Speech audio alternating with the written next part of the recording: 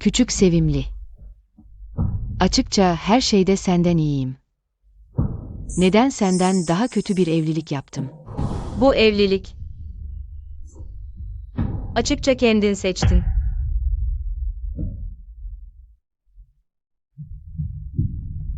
Evet. Başlangıçta iyi seçmediğim için kendimi suçluyorum. Ve bugünkü duruma düştüm. Bu yüzden. Ben ölsem bile. Sen de yaşayamazsın. Hanım. Küçük sevimli, hanımıma zarar vermeye cesaret et, seni paramparça edeceğim. Vurun.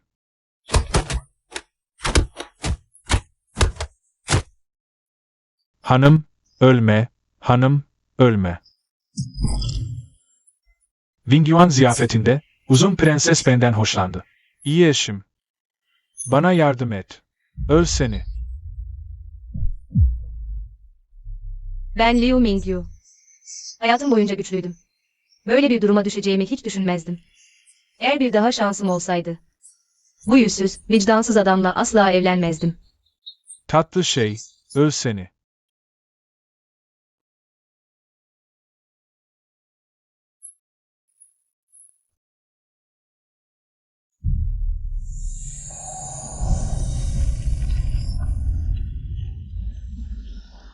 Yaşamayı düşünme.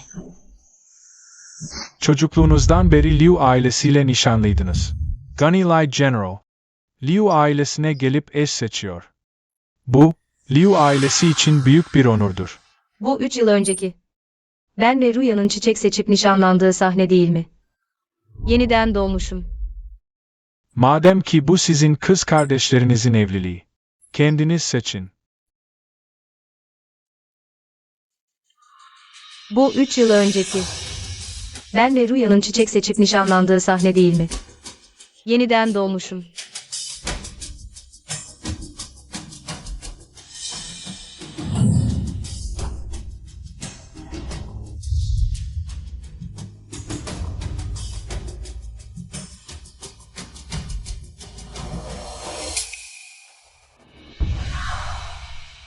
Ben büyük kardeşim. Nişanı tabii ki ben yerine getireceğim. Onu seçiyorum. O da yeniden doğmuş.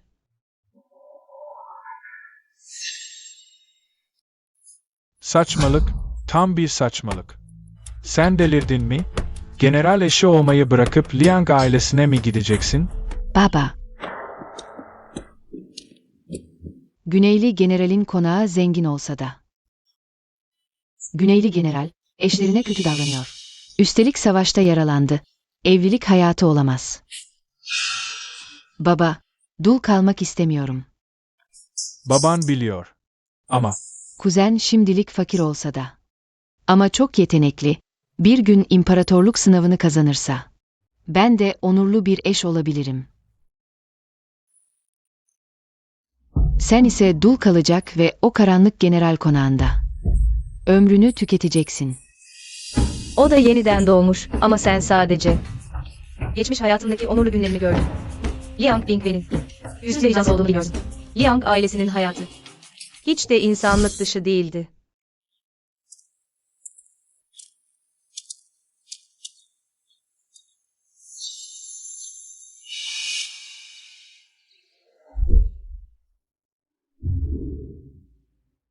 Güneyli general ölünce dul kalacaksın.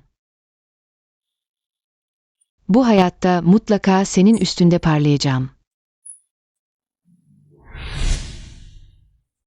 Ablacığım. Hayatım her zaman kendi elimdeydi. Bu hayatta. Herkes kendi yeteneğiyle.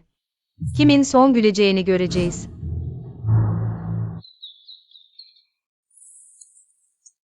Yavas o el Baoyu. Baba bugün evleniyor. Neden babamı göremiyorum? Çünkü baban o kişiyi sevmiyor. Git oyna.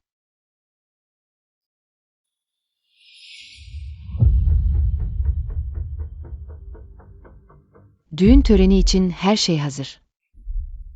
Endişelenmeyin efendim. Her şey emriniz üzere hazır. Liu Mingyue, Zennası. Dışarıdaki söylentilere rağmen generalle evlenmek istiyorsun. Erkek mi çalmanın sonuçlarını sana göstereceğim.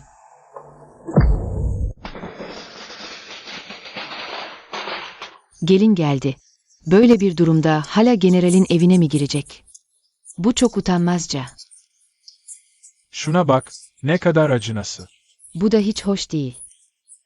Düğün gününde damadın gelini karşılamaması uğursuzluk getirir. Duyduğuma göre Liu ailesi güç peşinde.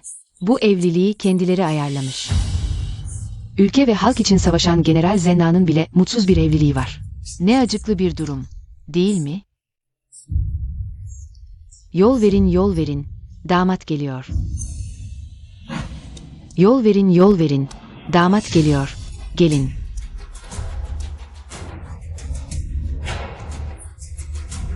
Düğün törenine başlayalım. Nasıl bir horozla düğün yapılır ki? Kendini satan kız horozla evleniyor. Tam bir uyum. Harika. Horozla düğün, Liu Mingyue. Tüm başkentin alay konusu olacak, değil mi? Hanımefendi, bu çok aşağılayıcı. Evlenmeyelim artık. Gerek yok. Al. Bugün Li Mingyue'nin düğünü. General Zennan ile evleniyorum. Üzerimde horoz tüyleri, başımda kırmızı ibik olsa da benimle. Li Mingyue saçları ağrına kadar. General Zennan olduğu kesin. Zen. Bugün Li Mingyue'nin ve General Zenna'nın mutlu günü, burada bulunanlar. Eğer resim yapmada yetenekli olan varsa, bizim için bir resim yapabilir. Bir resim için 10 altın, 10 altın o zaman. Bu resmi tüm başkente asacağım. Tüm dünyanın görmesini sağlayacağım. General Zenna'nın görkemini. Ancak, eğer General Zennan sadece bir horozsa, o zaman buradakiler de sırtlan. Kaplan ve leopar mı? Nasıl böyle konuşabilirsin? Kime küfrediyorsun? Bu çok fazla. Nasıl böyle konuşabilirsin? Bu çok fazla. Nasıl böyle konuşabilirsin? Kime küfrediyorsun? Terbiyesiz. Bu kim?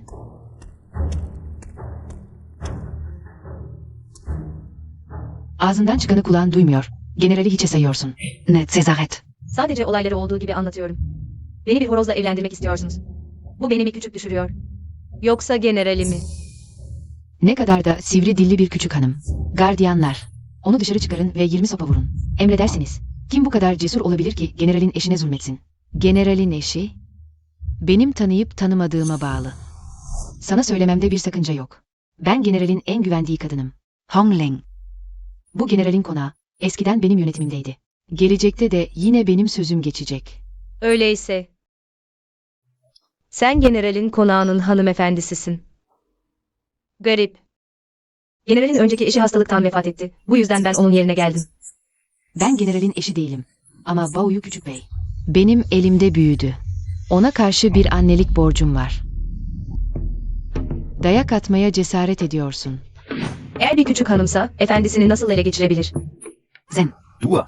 Güneyli general geldi.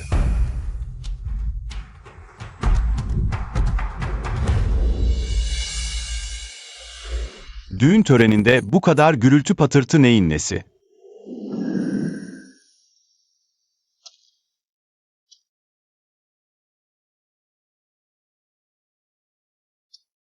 General. Yu generali selamlıyor. Liu hanımefendi. Ordudaki yoğunluk nedeniyle geç kaldım. Özür dilerim. Geç kalmadın, tam zamanında geldin. Evlilik töreni yeniden başlıyor. Evlilik ritüelini gerçekleştirin.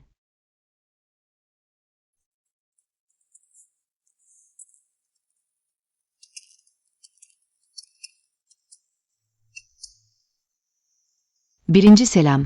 Gökyüzüne ve yeryüzüne.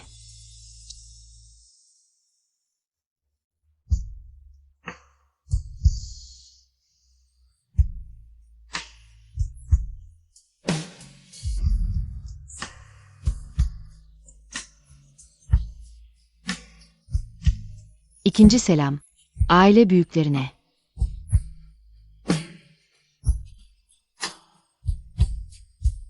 Üçüncü selam. Karı koca birbirine.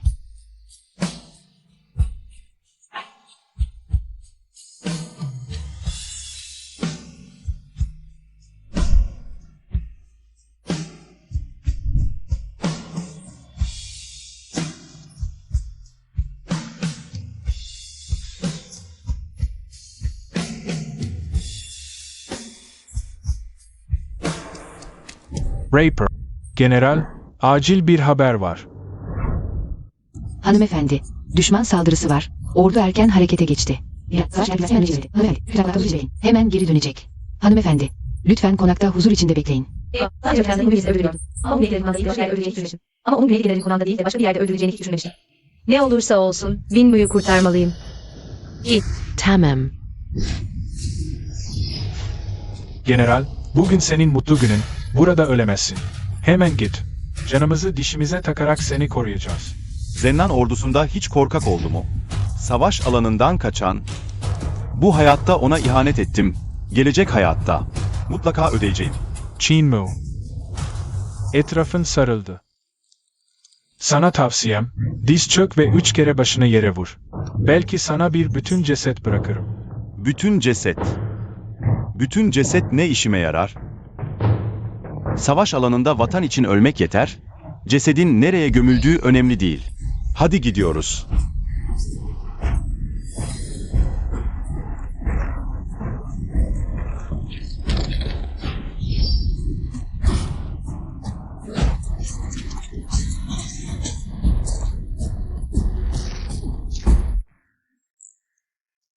Öl bakalım.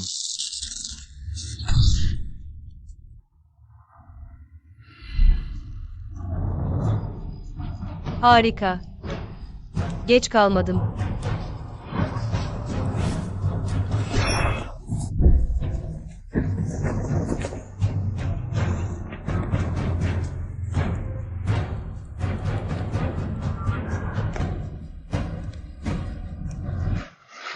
Sözümü bitirmedim. Orada dur. Baba, ailemiz için sözümü tutup kuzenimle evlendim. Ama sen de az önce dedin ki, kuzenimin efi fakya. O zaman kız kardeşimin çeyizini bana ver. Evliliği abla kendi seçti. Neden benim çeyizimi alıyor? Kes sesini. Abla zaten general eşi olma hakkından vazgeçti. Ona çeyiz vermen doğal. Peki. Madem baba ve abla kararlı, çeyizi istemiyorum. Sadece bir şey istiyorum. Ne istiyorsa? Batılı misyonerlerin babaya verdiği batı tipi kelepçe. Onunla ne yapacaksın? Zendan generali bir asker, ben de bir general eşi olarak. Silah taşımam doğal. Tamam out.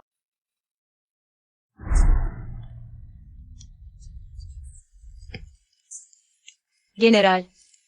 Bu hayatta. Seni ben koruyacağım.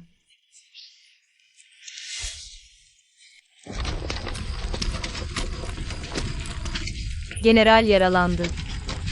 Ne? Bir bakayım. General. Bugün hanımefendinin zamanında gelmesi sayesinde generalin hayatı kurtuldu. Bundan sonra, Zenan ordusunun askerleri olarak, hanımefendi için canımızı vereceğiz. Hemen kalkın. Generaller vatan için savaşır, ölümden korkmaz. Aslında ben size teşekkür etmeliyim.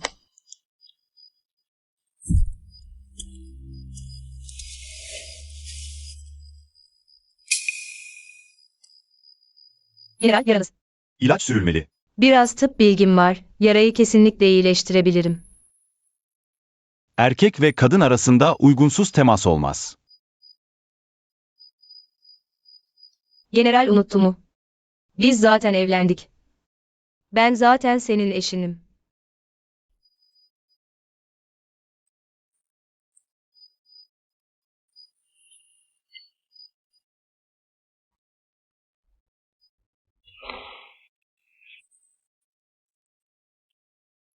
İyi ki geçmiş hayatımda tıp öğrenmişim. Bugün şans eseri onu kurtardım. O, ülkenin güvenliği için. Kendi hayatını hiçe saydı. Bundan sonra, onun hayatı, benim korumam altında olacak.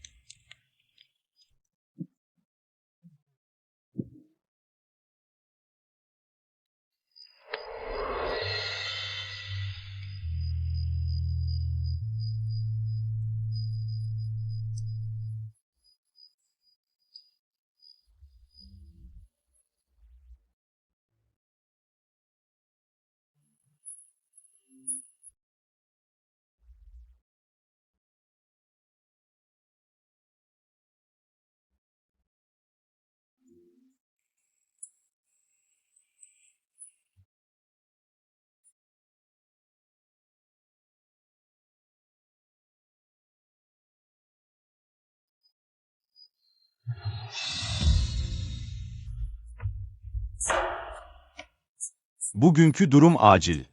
General olarak sana bir gerdek gecesi borçluyum. Ama sen risk alıp beni kurtardın. Bu iyiliğin karşılığını mutlaka ödeyeceğim.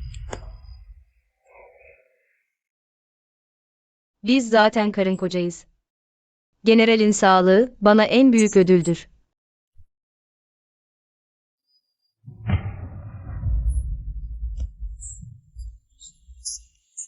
Böyle bir eşim olduğu için ne kadar şanslıyım Winmo. Yemin ederim, bu hayatta asla seni hayal kırıklığına uğratmayacağım.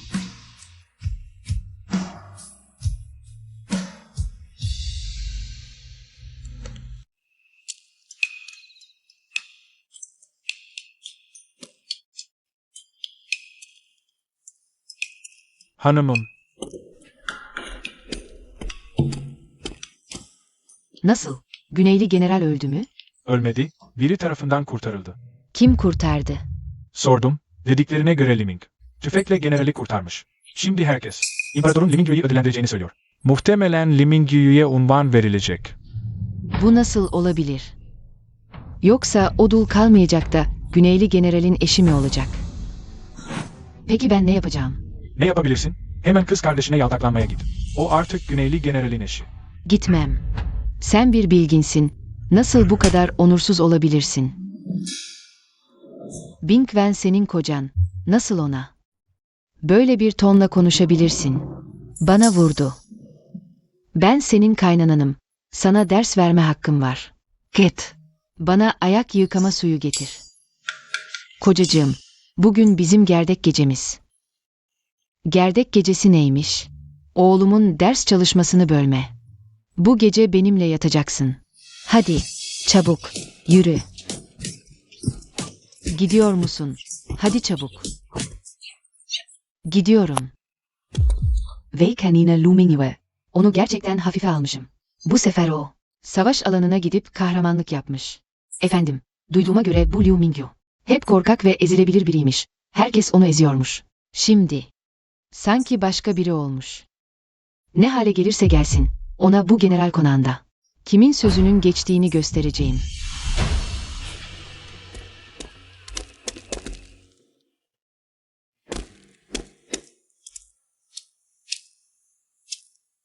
Liu Mingwe, Liu Mingwe. Bu sefer seni bu general konağında tamamen barındırmayacağım. Harekete geçin.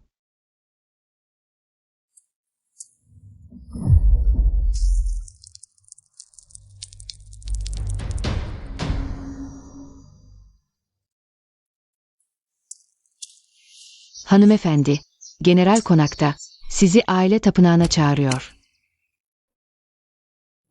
General dönmüş.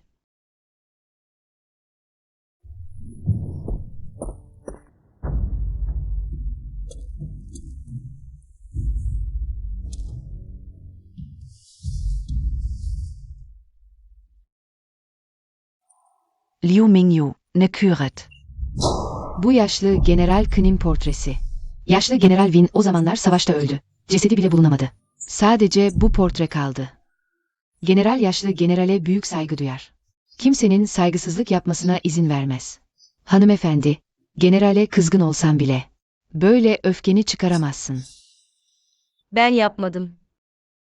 Suçüstü yakalandın. Hala bahane mi arıyorsun? Ben daha yeni geldim. Sen de hemen ardımdan geldin. Bu biraz fazla tesadüf değil mi? Eğer yanılmıyorsam, bunları sen yaptın değil mi? Bu kadar bariz bir iftira. Aptal bile anlar. General, haksız yere suçlandım. Generale olan bağlılığım gökyüzü ve yeryüzü tarafından bilinir. Nasıl böyle delice bir şey yapabilirim? Ama hanımefendi hep hilekir. Önce düğün töreninde generali alenen aşağıladı. Şimdi de bana iftira atıyor. General, adalet için size yalvarıyorum. Pişman olmuyor. İnatçı. Muhafızlar. Bu kadını odunluk hücresine atın. Benim emrim olmadan serbest bırakılmayacak. Ne yapıyorsunuz? Yanlış kişiyi yakaladınız. Bu işi o yaptı. Ben değil. Tam da seni yakalıyoruz, hanımefendiye sürekli. İftira atan bu kadını, usludur. General, haksız yere suçlandım. General. Tapınağı tahrip eden kişi köpek kanı dökerken ayak izi bırakmış. Li Yong. Onun ayakkabılarını çıkar. Bana dokunma. Liu Mingyu, sen gerçekten. Şu pis herifin beni aşağılamasına izin verdin.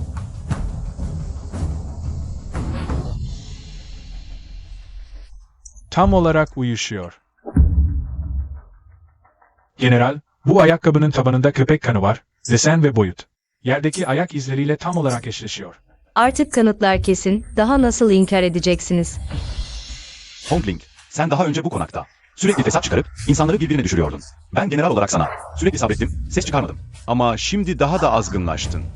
Bugün sana göstereceğim ki benim generalin sınırları çiğnenemez. Muhafizler. Onları götürün. Hatasını kabul etmeden serbest bırakılmasınlar. Dadı Zipu'yu da satılığa çıkarın. General, Masumum. Lütfen yapma general. General. Götürün onları. Masumum. Yürü. General, Masumum. General.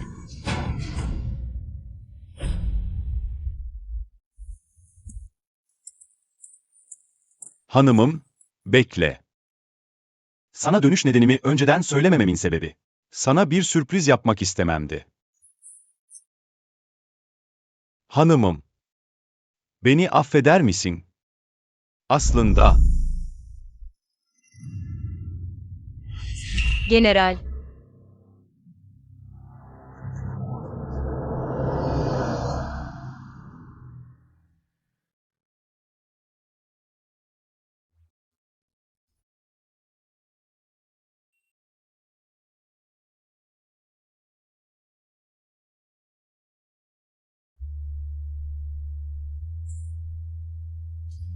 Han Benny Affetti.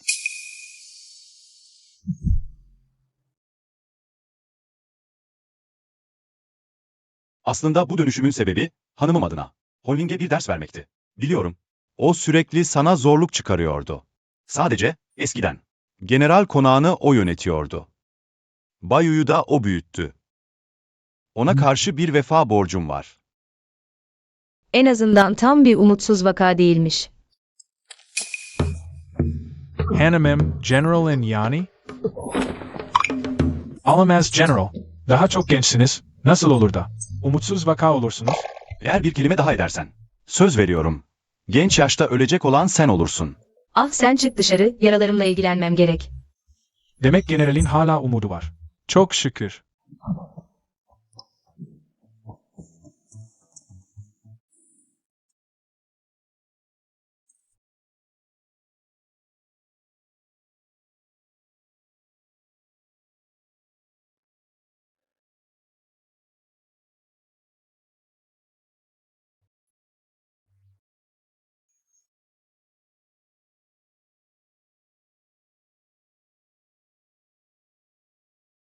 Oldu.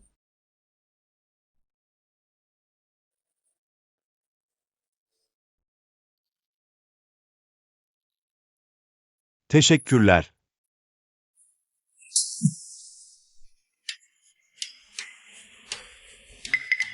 Başka yaran var mı? Yok. Doktorun önünde hastalığı gizleme. Bir bakayım. Gerçekten yok. Bu bölge çok sinirli. Zamanında müdahale edilmezse sonuçları ciddi olur. Hadi elini çek de bir bakayım. Hayır. Başka her şeyi dinlerim ama bu kesinlikle olmaz.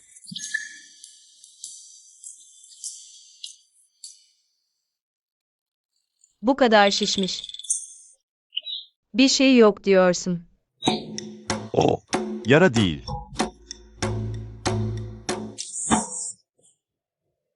Başka ne olabilir ki?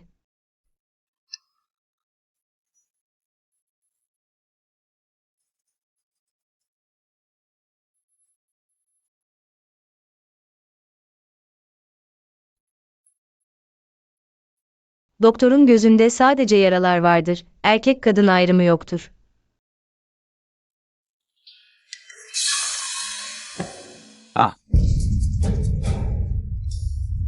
Zavallı generalim, sonunda bir şeyler öğreniyor.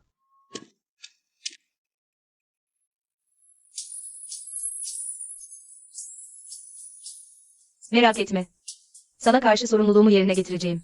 Seni kontrol ettim. Temel bir hasar yok. Fonksiyonlarını etkilemez. Ama dışarıda herkes diyor ki cinsel ilişkiye giremezsin. Kim?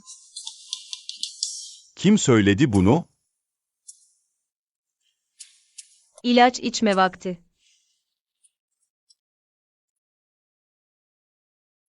Bu kadar takılma. Sadece bir organ bu. Doktorun gözünde hiçbir fark yok. Ama sen benim gözümde sadece bir doktor değilsin. Şimdi, kalbim ve gözlerim tamamen seninle dolu.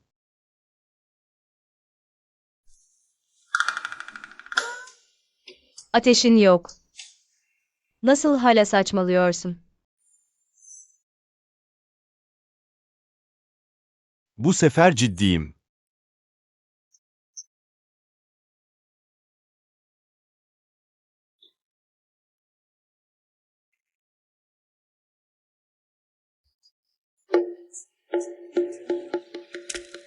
Dönüş ziyafetinde kesinlikle güzel yemekler ve içkiler olacak. Birazdan annem biraz daha yesin. Uslu oğlum.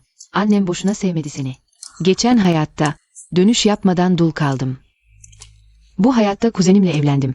Gerçi gerdek gecesi tamamlanmadı. Ama en azından kocam benimle dönüş yaptı.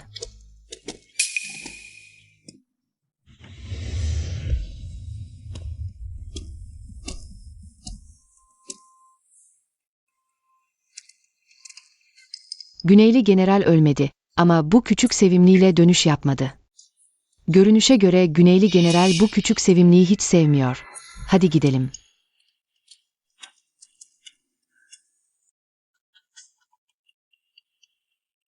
Liang ailesinin dönüş hediyesi sadece bir tavuk.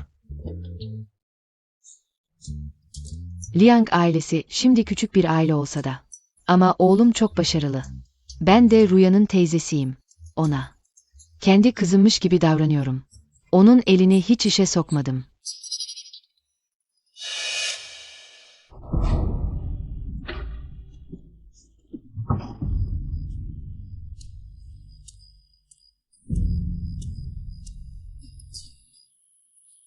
Hemen çalış. Ne tembellik yapıyorsun? Bugün bir tane gümüş kazanmazsan, yarın oğlum.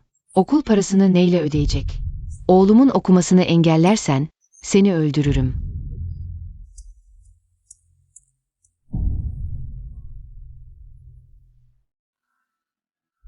Liang Bingwen'in annesi kötü kalpli. Ağzı bal, içi zehir, önü arkası iki. Liang Bingwen dışı güçlü içi zayıf. İnsan yüzlü hayvan, Liang ailesi bir vampir yuvası. Hatırladıkça midem bulanıyor. Kardeşim. Nereye gidiyorsun? Atsele mi etin? Güneyli general, seninle dönüş ziyaretine gelmedi. Dönüş hediyesi de hazırlamadı. Akaba. Seni istemiyor mu? Ah, kıskanıyorsun ama işine yaramaz. Bu senin kaderin. Ama şunu bil ki. Kocamdan uzak dur.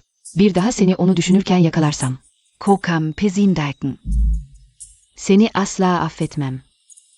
Güneyli generalin hediyeleri geldi.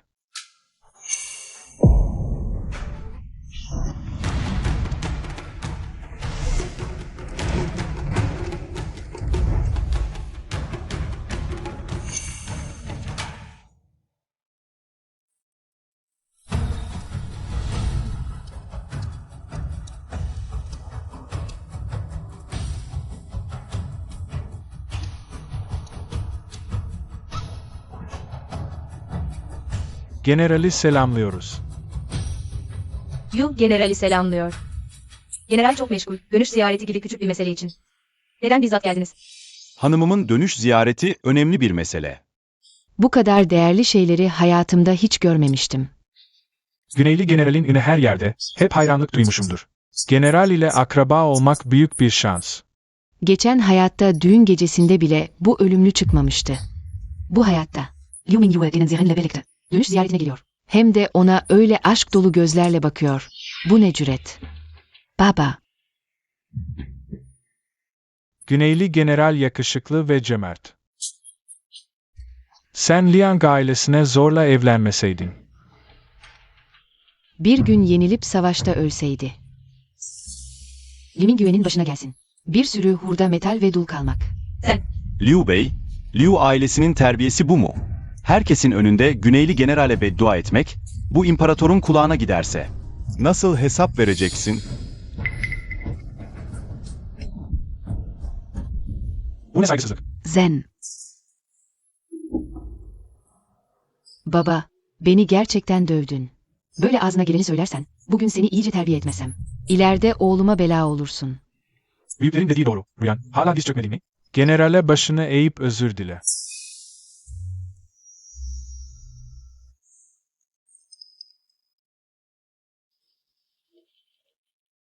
General, lütfen affedin. Ablam iyi misin? Ablam bu hayatta Liang ailesini kendi seçti. İstediğini aldı. Neden hala bu kadar kin besliyorsun? Nasıl sen? Sen de mi? Abla.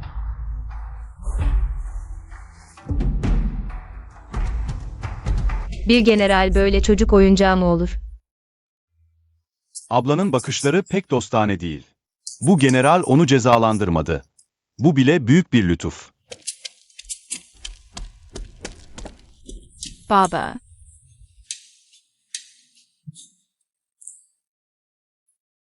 Bu küçük şeytan da gelmiş, tam zamanında. Limingü'ye karşı onu kullan.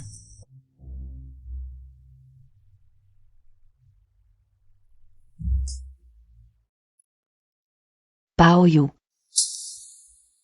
Bunlar longan. Hiç yemedin mi? Çok lezzetli.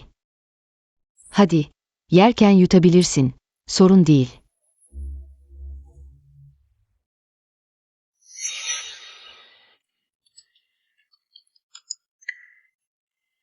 Bunu ye.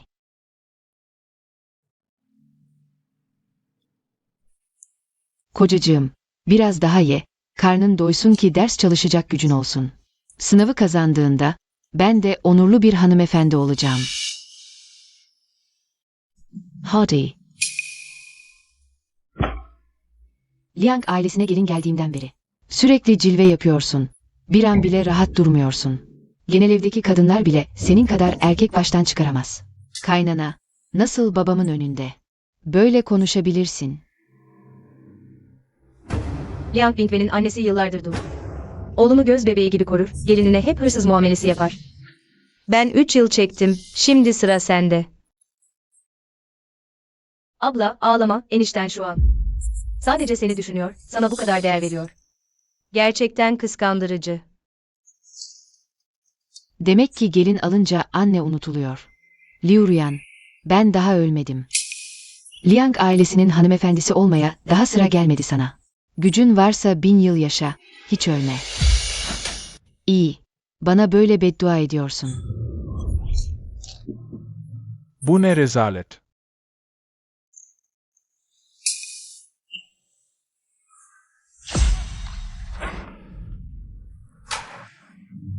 Baoyu.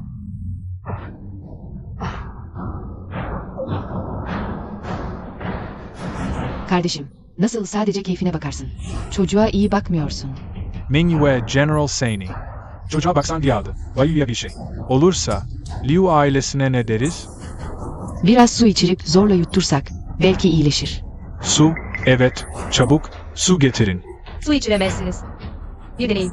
Ne yapıyorsun? General Bayu'yu kurtarıyor. Karışma. General bana güvenir mi? Güvenirim. Kardeşim, Baoyu neredeyse senin yüzünden ölecekti. Generale karşı yüzün kızarmıyor mu? Bir daha laf edersen, general seni canınla ödetir. General, aman.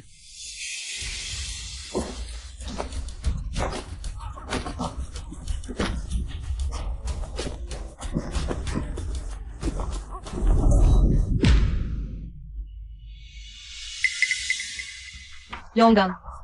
Baba, anne, longanı o verdi bana. Ben değilim. Hanım, şimdi bize, baba oğula yaptığın iyilikleri asla unutmayız. Ama bazı insanların niyetleri kötü, bu generalin.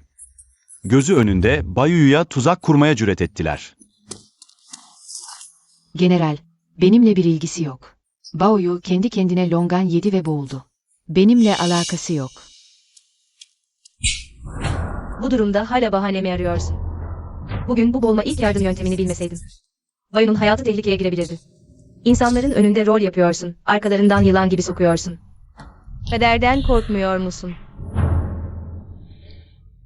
Baba, korkuyorum.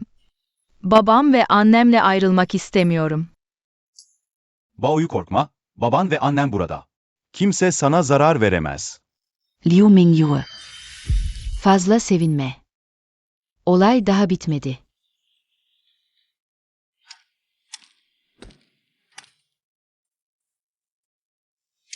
Generalimin eşi, daha önce konakta çok eziyet çekti.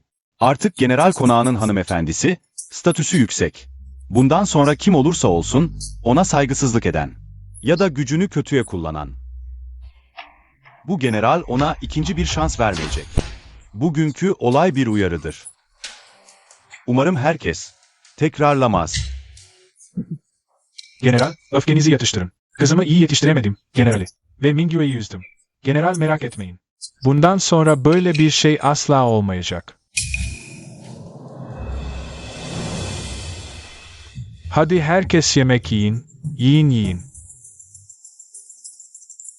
Ne kadar havalanıyorsun. Güneyli general öldüğünde. Bakalım nasıl havalanacaksın. Bu tavşanı seviyor musun? Vay, bu küçük tavşanı seviyorum. Senin olsun.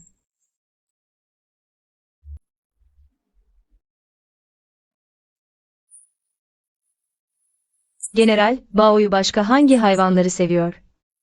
Sanırım kaplanları da seviyor.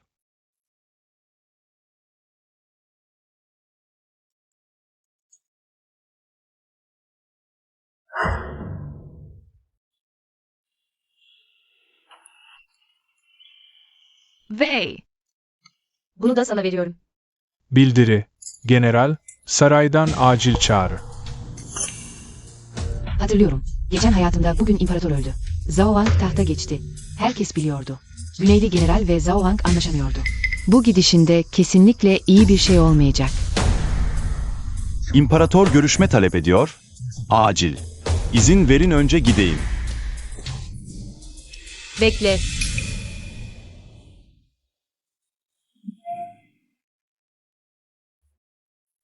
Bunu al.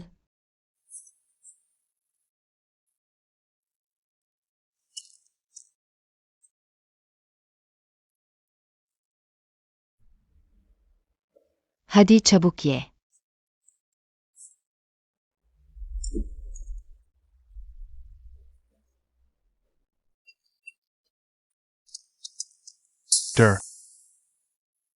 Hala hükümdar beni kabul etmiyor. Neden Güneyli general saraya çağrıldı?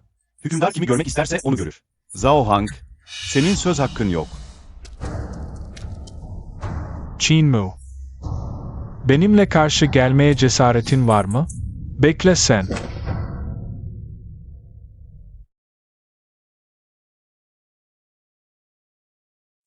Lütfen sağlığınıza dikkat edin, majesteleri. Bir lokma alın.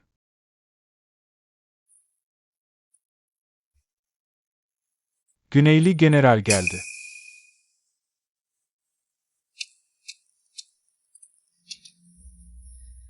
Bu alçak kulunuz, hükümdarın huzurunda. Qin Mu. Tahtı devralacak bir varisim yok. Artık hastalık ilerlemiş durumda. Ve Zhao Wang açgözlüce bekliyor. Ben. Ne yapmalıyım? Bu alçak kulunuzun görüşüne göre, majesteleri hekimin tavsiyelerine uymalı. Beslenerek güç toplamalı, mide ve dalak dengesini sağlamalı. Ben. Çoktandır iştahım yok.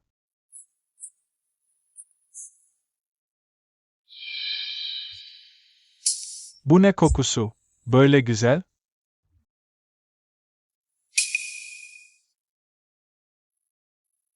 Eşim yemek yapmada oldukça yeteneklidir. Bu onun hazırladığı pirinç topu. Çocuklarımız çok seviyor. Öyle mi? Ben de bir tane alayım.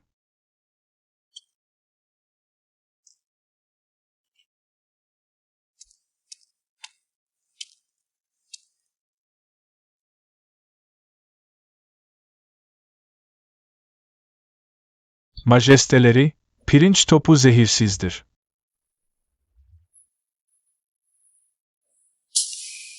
Lezzetli, çok lezzetli. Bir tane daha istiyorum.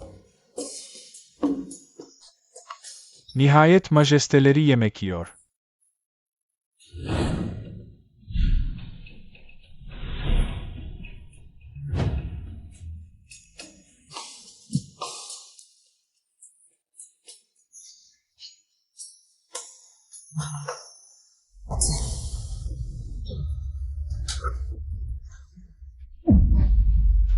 Majesteleri. Karnım çok ağrıyor. Hükümdar zehirlenmiş. Majesteleri.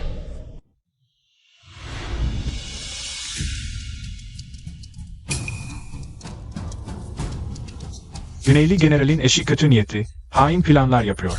Zehirli pirinç topları hazırlayarak hükümdarı zehirledi, derhal idam edilsin. Başkalarına ibret olsun.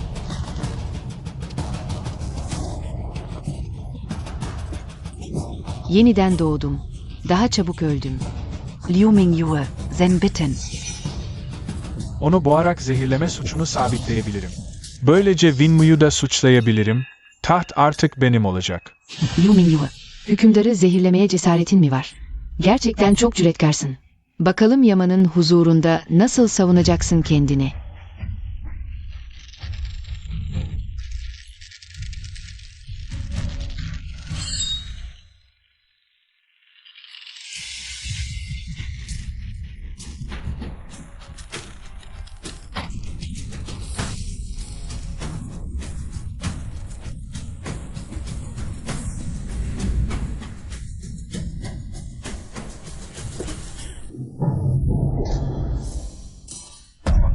Kim?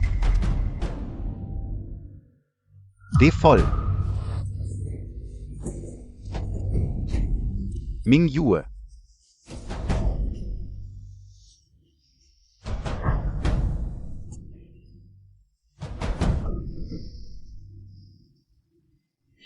Generalimin eşine bir daha dokunursan, sonraki fırlatacağım bıçak canını alacak. Benim canımı mı istiyorsun? Ölümle burun buruna olan sensin. Qin Mu. Eşin kardeşimi zehirledi, eğer beni engellersen, onu koruyorsun. Sen isyanın ortağısın. General, hemen Liu Mingyue'yi durdur. Bu belalı, bu sefer çıkardığı bela. Tüm Zennan general konağını tehlikeye attı. Tüm konak. Onun yüzünden alt üst oldu. Artık general. Doğrudan Liu Mingyue'yi öldürüyor. Böylece Zennan general konağını bu küçük sevimliden kurtarabiliriz. Yoksa hepimiz mahvoluruz. Terbiyesiz. Burası senin emir vereceğin yer mi? Benim eşim, gökyüzü çökse bile. Benim şımarttığımdır. Liu ailesi fermanı dinlesin. Siz çift bittiniz, bu ferman sizi ailecek idam ettirecek. Bu bizi Liu ailesine bulaştırmaz değil mi? Prenses, kızımız evlendi, artık Liu ailesinden değil. Korkma. Korkmuyorum. Tanrı'nın emriyle, İmparator fermanı. Jenan General and ESI Liu Mingyue. Yaptığı pirinç topları, İmparatorun göğsündeki kanı çıkardı. Liu hanım erdemli ve yetenekli, İmparatoru kurtardı. 1. derece hanım unvanı verilsin.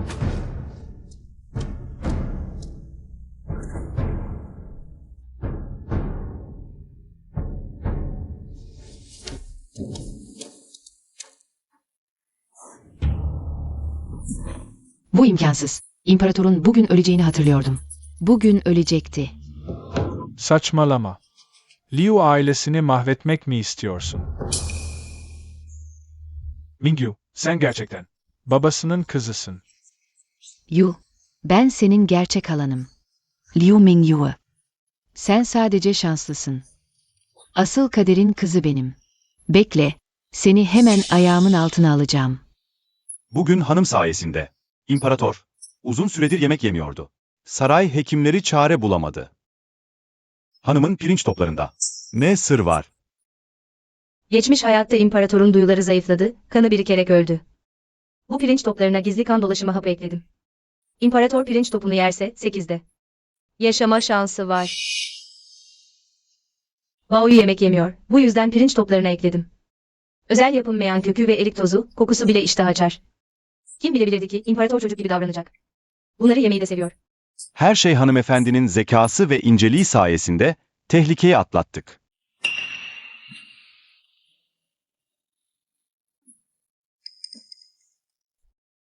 Hanımefendi yaralandı mı?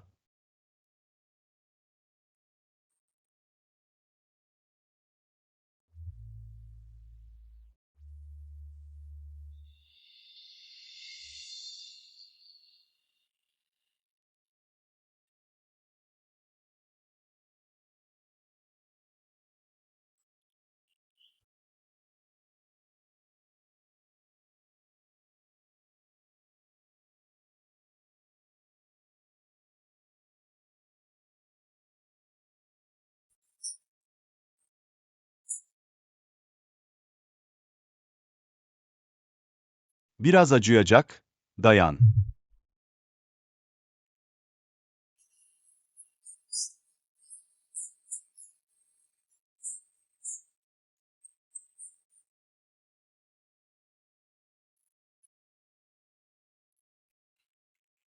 Bassini Calder.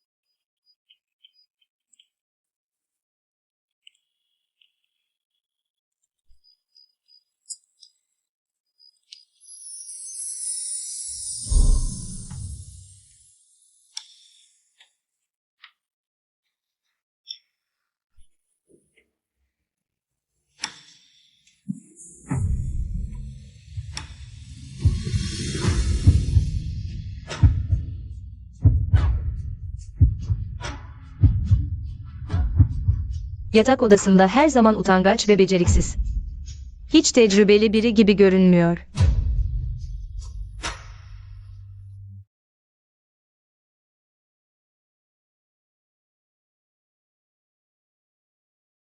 Sevgilim, ilk defa gibi davranıyorsun. O zaman Bao'yu nasıl oldu?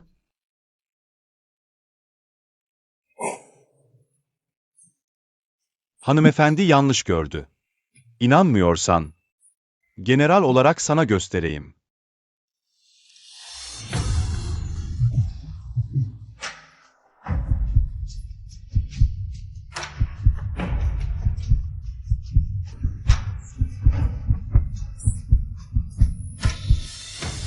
Anne, acıktım, onigiri yemek istiyorum.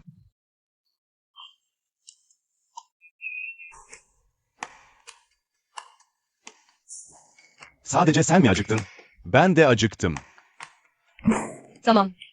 Anne sana tatlı yapacak, hadi.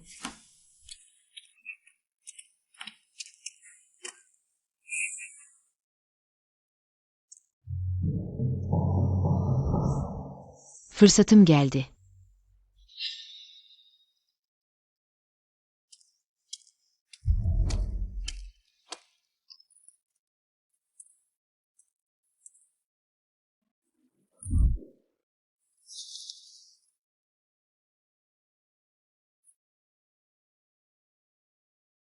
O küçük çocuğu idare ettim. General. Hongling sana hizmet edecek.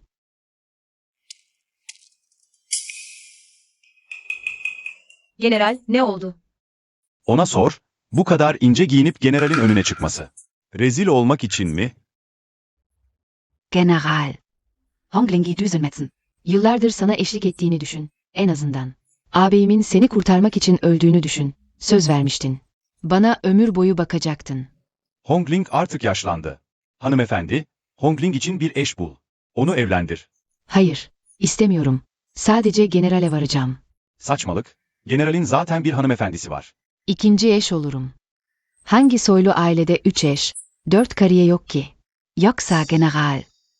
Bir kadınla mı ömür geçirecek? Hanımefendi bu eve geldiğinden beri. Generale özenle baktı. Hatta kendi çocuğu olmayanları bile. Ana hanımefendi olmayı hak etti. Ben Winmu'nun sadakatini de hak ediyor. Başkaları ne yaparsa yapsın, onların meselesi. Ben Winmu. Vicdanım rahat olsun yeter. Hanımefendi bana ihanet etmezse, ben de ona ihanet etmem. Hongling. General seni kabul etmiyor. Yine de zorlayacak mısın? Ama general beni çıplak gördü. Beni almazsa ben ölürüm. Zennan ordusu nerede?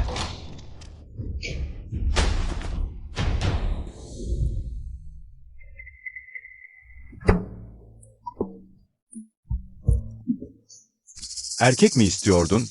Hepsi erkek.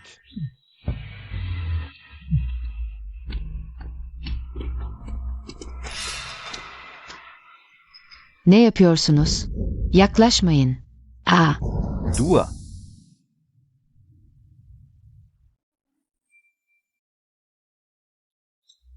Seni kim çıplak görürse ona mı evleneceksin dememiş miydin? Hepsi seni çıplak gördü. Birini seç evlen. Hepsi Zennan ordusunun seçkin askerleri, sana layık. Hayır, istemiyorum. Ölmeyi tercih ederim. Hongling. Hepsi abinin silah arkadaşları. Rastgele biriyle evlensen bile mutlu olursun. Kes sesini. Sen neden onlarla evlenmiyorsun? Saygısızlık. Tamam. Öyleyse ölümü gösteririm sana. Bırak beni. Bırak onu, ölsün.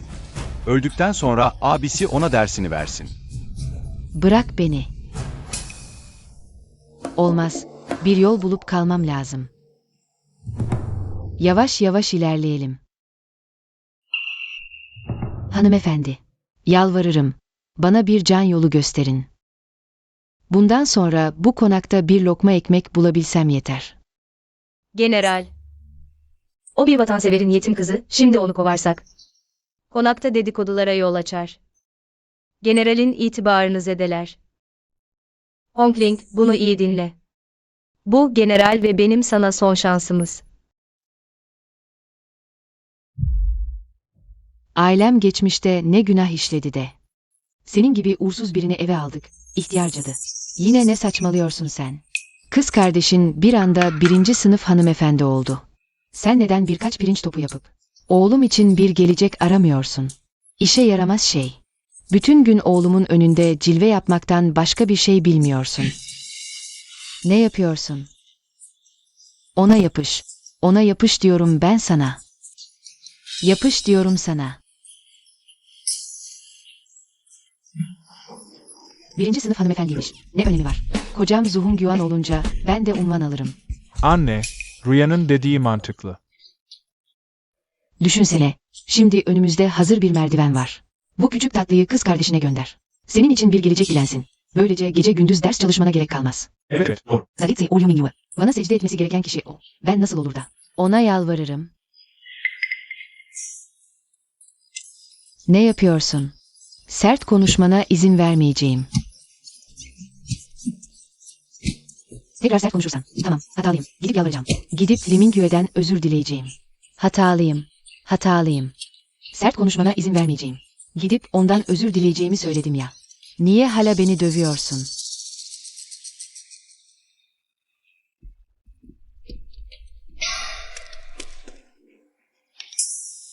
Oğlum, bak. Bu Şahus taşı, önceki imparator tarafından Zennan generalinin konağına hediye edilmiş. Değeri binlerce altın eder. Bir taş parçası binlerce altın ediyor. Bu general konağı gerçekten de değeri ölçülemez denilecek kadar değerli. Hadi gidelim. Geçmiş hayatımda bütün bu zenginlik ve şatafat benimdi. Ama şimdi hepsi boş yere. Şu sevimli Limingyue'nin oldu. Hayır, Bu hayatta kesinlikle ondan daha iyi yaşayacağım.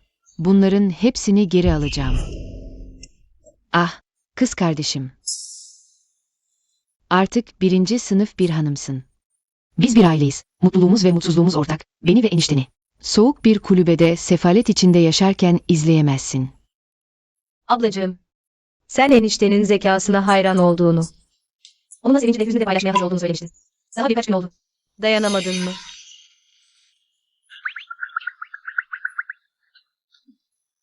Geçmiş hayatımda sana kötülük yaptım. Bu hayatta kaybettim sayılır. Sonuçta kardeşiz. Sen şimdi her şeyin en iyisine sahipsin. Eğer bana yardım etmezsen, ikimizin de yeniden doğduğumuzu herkese duyuracağım. Birlikte ölelim. Nasıl yardım etmemi istiyorsun?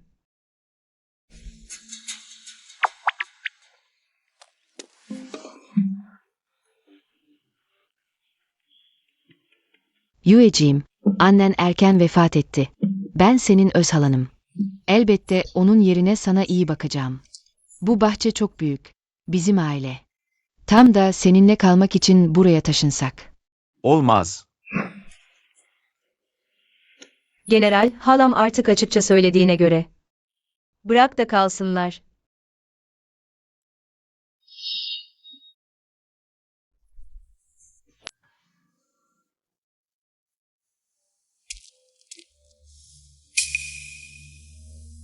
Geçmiş hayatımda bütün bu elbiseler ve mücevherler benimdi.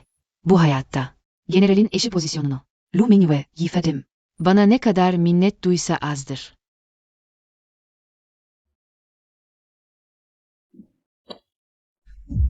Abla, niye benim elbiselerimi giyiyorsun? Bugün şehrin bütün soyluları gelecek. Güzel giyinmem. Senin şovunu desteklemek için.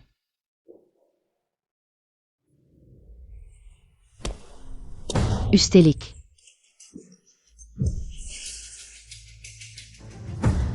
Bu kıyafetleri benden daha güzel giyiyorum.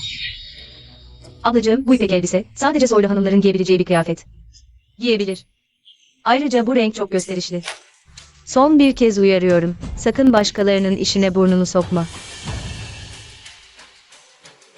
Başkalarının işine burnunu sokma.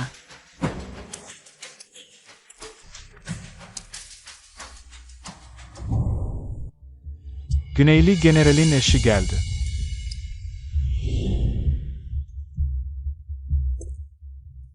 Liu Hanım'a saygılarımızı sunarız. Hey, yanlış kişiyi tanıdınız. Şayner, acele etme. Hanımefendi, büyük kızınız sizi taklit ediyor. Siz hala onu ifşa etmiyorsunuz. Her şeyin bir bedeli var. Zamanı gelmedi sadece. Baş prenses geldi.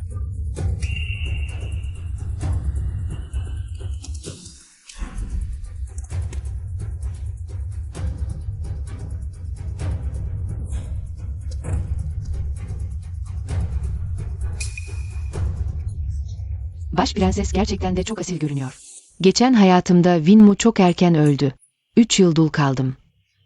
Baş prensi görmek istiyor olmadı. Bu sefer onunla iyi ilişkiler kurup kocama yol açmalıyım. Onunla iyi ilişkiler kurup kocama yol açmalıyım. Baş prensese saygılarımızı sunarız. Baş prensesin elbisesinin rengi benimkiyle aynı. Bu ne durum? Prenses neden insanları dövüyor? Baş prenses her zaman küstah ve zorba olmuştur. Onunla aynı kıyafeti giymek. Ateşle oynamak gibidir. Sen Güneyli generalin eşi misin? Çok cesurmuşsun. Benim önümde. İpek elbise giyemeye cüret ediyorsun. Baş prenses, lütfen öfkenizi yatıştırın. Asıl Güneyli generalin eşi benim. Liu Mingyu. O zaman bu kim? O benim ablam Liu Ruyan. Güzelliğe düşkün ama kuralları bilmiyor. Bu yüzden prensesi kızdırdı. Lütfen prenses, onun kocasının onu eve götürüp cezalandırmasına izin verin. Beni kızdırdı. Hala olayı yatıştırmaya çalışıyorsunuz. Kocasını çağırın. Ben de onu cezalandırayım. Sen onun kocası mısın? Gel buraya.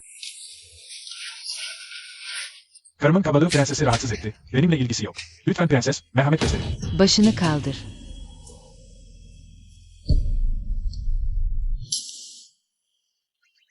Gel.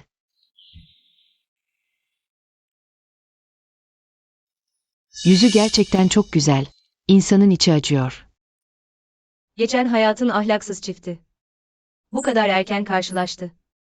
O zaman şimdiden iyi bir gösteri izleyeceğiz. Ne yazık ki, böyle güzel bir koca böyle bir aptal bulmuş.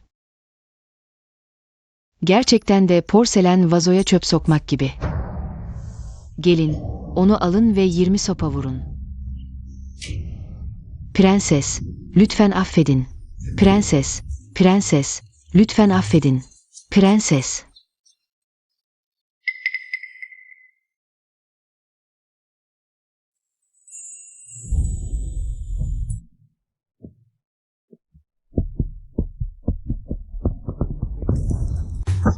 On bir, 12, 13, 14, 15. Çok acıyor. Anyeri Andokas.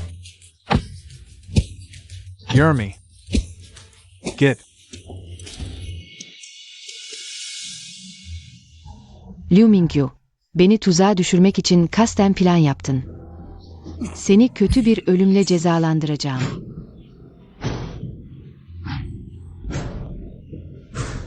Anlaşılan sen de benim gibi onun canını istiyormuşsun. Düşmanın düşmanı dostumuzdur. Prensesin havası çok zarif. Sanki gizli bir vadideki orkide gibi. Bu nadide orkideyi özellikle buldum. Prensesi güldürmek için. Liu Hanım, çok düşüncelisiniz. Prensesin gülüşü gerçekten de çiçeklerin güzelliğini aşan bir şey. İkisi de birbirine yakışıyor. Ne çiçeklerin güzelliğini aşan bir şeymiş bana göre. Aşağılık erkek ve kadın birbirine yakışıyor daha çok. Zafer Partisi'nin ev sahibesi aslında ben olmalıydım. Yılan geldi. Güzel. Eğer bu yılan prensesi korkutursa. Liu Mingyu'nun ISI-Beta.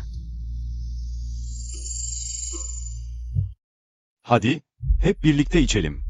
Güneyli general yüzlerce savaş kazandı, sınır halkı. Sadece Güneyli generali tanır, imparatoru değil. Ben gerçekten hayran kaldım. Majestelerinin sağlığı bozuk, Zhao Wang vekil olarak ülkeyi yönetiyor. Tüm saray erkanı sadece Zhao Wang'a saygı gösteriyor. İmparatora değil.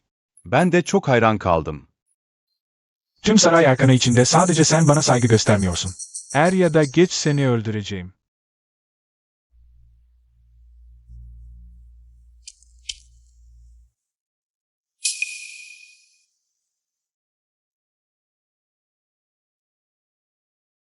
Harem kadınlarının kavgaları gerçekten eğlenceli. Ben biraz daha ateşleyeceğim. Yılanı sessizce zehirli kırmızı öpücük yılanı ile değiştirin.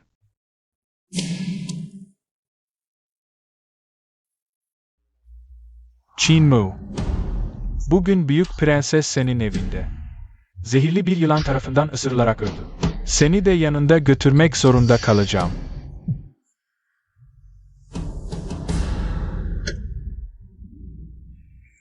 Prensesin güzelliği mükemmel. Bu orkideyi takarsa. Kesinlikle dünyadan uzak bir güzellik olacak. Bu kızın ağzı gerçekten tatlı.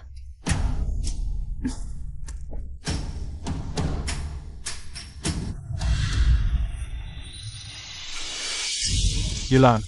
Yılan var. İmdat. Yılan var. Çabuk öldürün onu. Generalin evinde nasıl yılan olabilir? Liu Mingyu. Prensesi öldürmek için yılan çıkardın. Bunun cezası ne? Sadece bir yılan. Herkes panik yapmasın. Bu kadın yılan yakalayabiliyor mu? Geçen hayatımda aile bütçesine katkı sağlamak için her yaz dağlara gidip yılan yakalar, eczanelere satardım. Liu Rüyan, beni böyle bir yöntemle alt etmeye mi çalışıyorsun? Çok safsın. Bu güzel orkide nasıl oldu da aniden bir yılan çıktı? Kesinlikle kötü niyetlisin. Baş prensesi öldürmeye çalışıyorsun. Ve kanine Lu Mingyu. Beni öldürmeye cüret ediyorsun. Onu tutuklayın. Prenses, bu son derece zehirli kırmızı kuyruklu bir yılan. Eğer bir insan ısırılırsa, bir tütsü yakma süresi içinde kesinlikle ölür. Garip. Ben kesinlikle bir bahçe yılanı ayarlamıştım. Bahçe yılanı zehirli yılana dönüştü. Tanrı Li Mingyu'nun sonunu getirmek istiyor.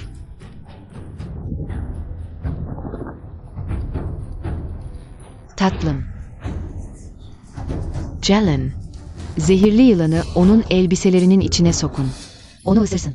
Prenses, lütfen adil olun. Bu orkideyi dikkatlice kontrol ettim. Kesinlikle bir hata yok. Bu olay çok şüpheli. Muhtemelen birisi başkasının eliyle cinayet işlemeye çalışıyor. Bu yılan kesinlikle saksının toprağında saklanmıştı. Kontrol etmeyi ihmal ettiğin için bu büyük felakete yol açtın. O halde hayatınla baş prensesin öfkesini dindir. Prenses, Limingüe'nin niyetleri kötü. Yanlışlıkla öldürsek bile bırakmamalıyız. Ne bekliyorsunuz? Tutuklayın. Durun.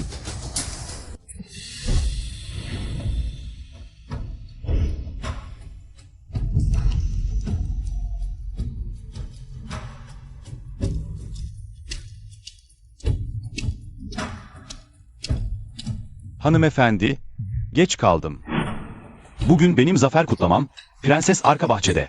Benim eşime böyle zorluk çıkarıyorsunuz. Bu kadar ileri gitmeyin. Onun canını almak benim için bir karıncayı ezmek kadar. Kolay. Eğer engel olmaya çalışırsan bu kraliyet otoritesini hiçe saymaktır. Evlilik bağımız var, hayatımız bir. Prenses eğer eşimin canını istiyorsa, önce bana sormalı. Harika. Gerçekten harika. General Win, bu kraliyet otoritesine karşı gelmektir. İsyanla eşdeğerdir. Zhao Wang beni isyanla suçluyor. Bu bir iki günlük bir şey değil. Boş bir suçlamayı neden üstleneyim? Öylece oturup beklemeyeceğim. General, duygularınızla hareket etmeyin. Eğer birisi size kurt takarsa, Tüm ailemiz ölecek. Baoyu henüz çok küçük. Sen benim eşimsin, senin haksız yere suçlanmana izin veremem.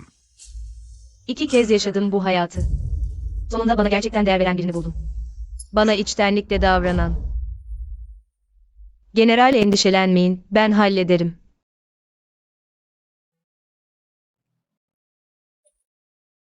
Prenses, sanırım adamlarınız yanlış anladı.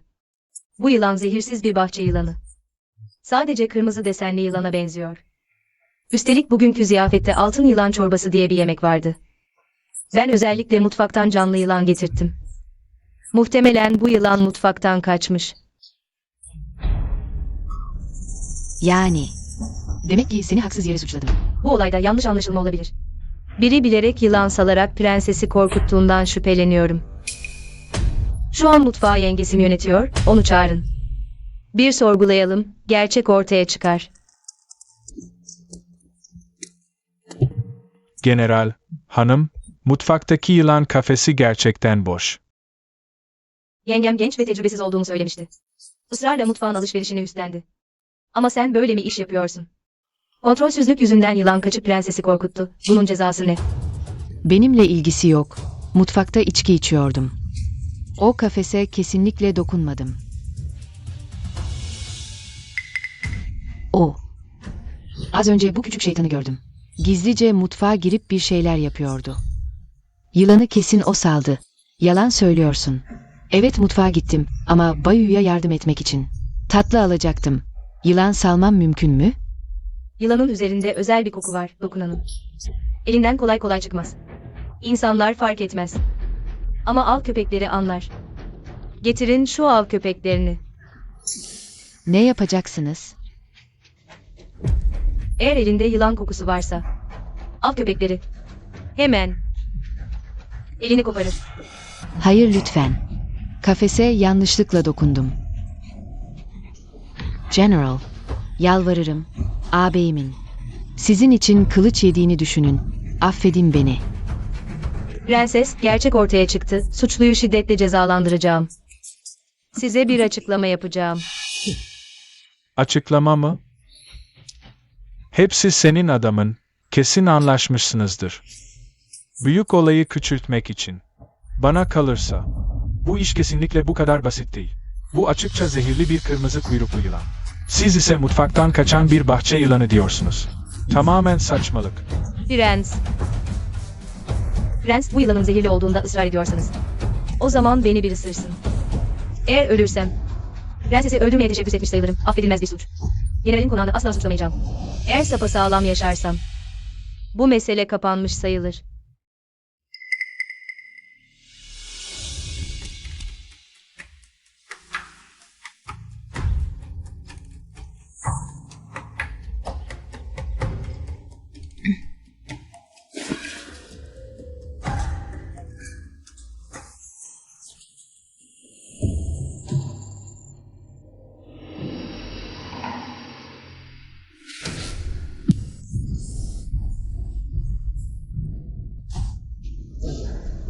Eğer eşime bir şey olursa, bana kızmayın.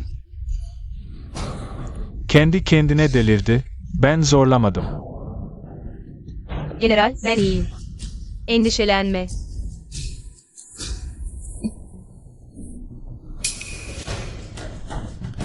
Prens.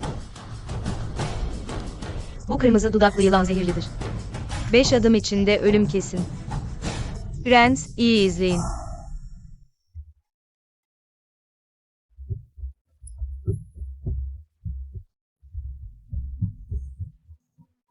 İki.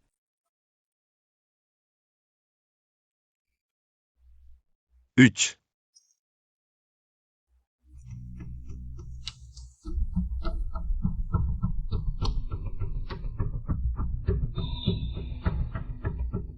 Dört.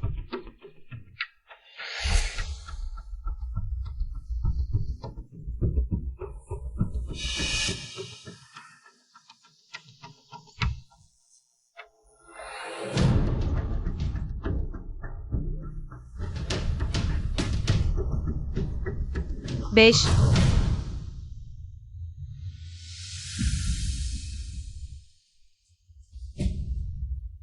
6. 7.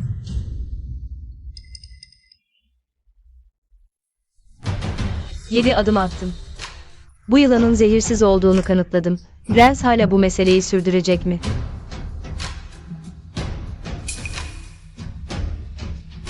Dünyadaki yılanların renkleri çeşitlidir. Belki de gerçekten yanılmışım. Görünüşe göre ben yanlış anlamışım. Veda ediyorum.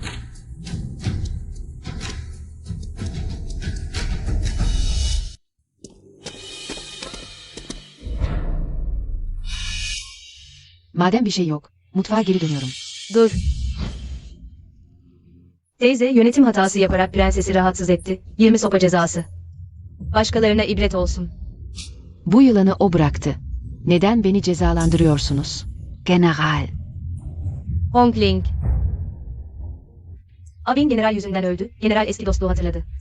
Seni öldürmeyip 20 sopa vurup konaktan kovacak. General. Bu şekilde hallettim. Uygun mu? Hanımefendi çok iyi halletti. Gerçek bir ev sahibesi gibi. Bingwen, Kurta Benny. Prenses.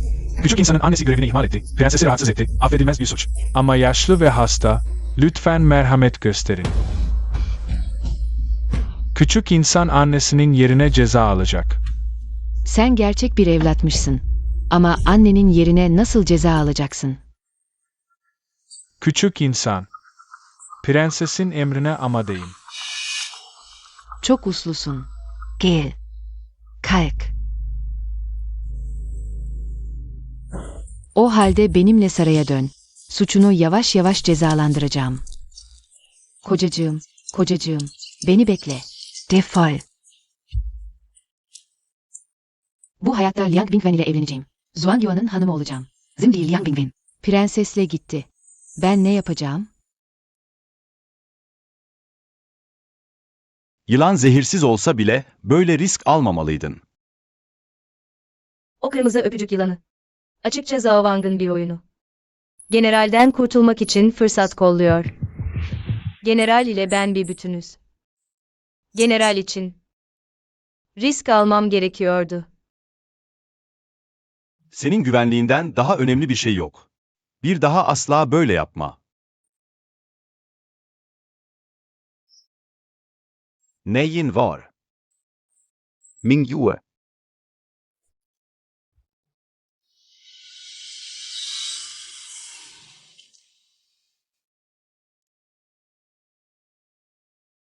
Hanımefendi yılan zehirlenmesi geçiriyor. Emmen Missen Eyes.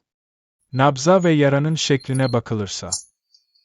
Kesinlikle zehirli kırmızı öpücük yılanı. Kırmızı öpücük yılanı. Yoksa o yılan gerçekten zehirli miydi? Biri gitsin, o yılanın cesedini getirsin. General.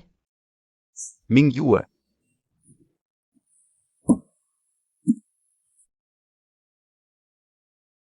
Gerek yok general. Size doğruyu söylemedim.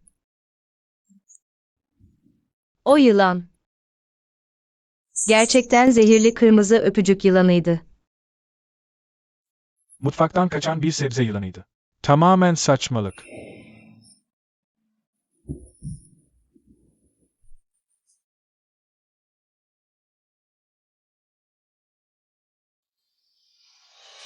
Majesteleri.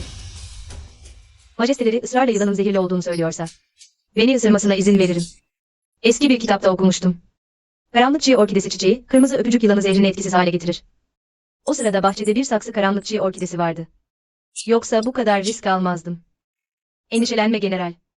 Demek hanımefendi karanlık çiğ orkidesi içmiş.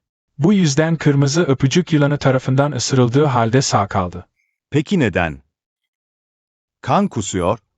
Kırmızı öpücük yılanının zehri çok güçlü. Karanlık çiğ orkidesi ise saf yin enerjisi. İkisi birleşince zehri etkisiz hale getiriyor ama. Ama soğuk ve sıcak savaşı iç organları zedeledi, rahatlatılması gerekiyor. Rahatlatmak. Nasıl rahatlatılır? Hemen hazırlık yapılmasını emrediyorum. Bu. Söylemesi kolay. Sadece bir erkeğin saf yang enerjisi gerekiyor. Ama bu kadar kısa sürede yang enerjisi bozulmamış birini bulmak zor. Bakir erkek. Üstelik hanımefendinin statüsü yüksek, başkasıyla nasıl olur? Harika. Bu general anladı. Önce sen çık. Bu. Ben gidiyorum.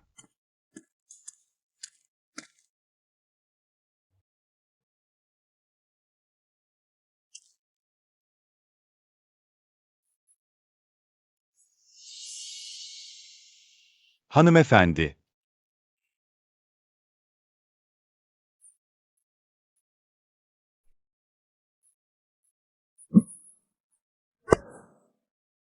Kocacığım. Bu zehri çözme yöntemi. Senin vücuduna zarar verebilir. Sen savaşa gitmelisin. Neden sadece hanımefendi yılanı beslemek zorunda? Ben değil. Hanımefendiye zarar veremem.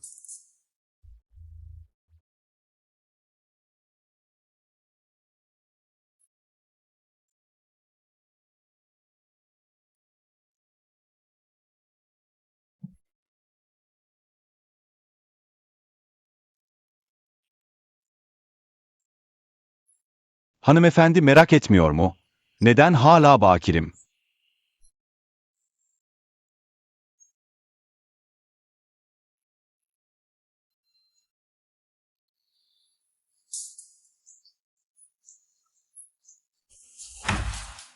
Çoktan biliyordum. Baoyu senin çocuğun değil. Nereden biliyorsun? Kocanın öpüşme becerisinden anladım.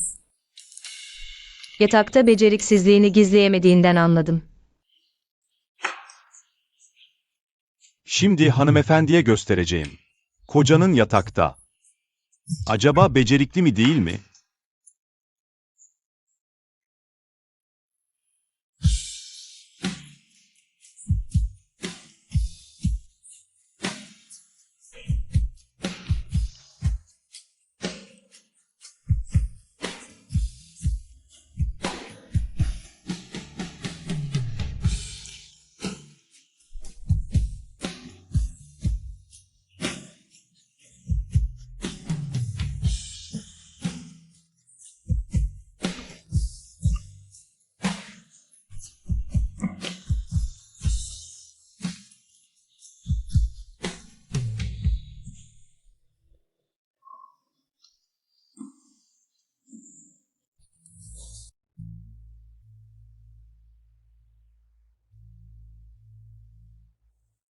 Hanımefendi.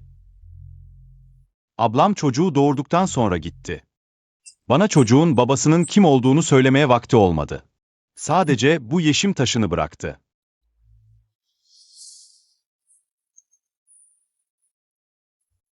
Bu yeşim taşı kaliteli ve işçiliği mükemmel.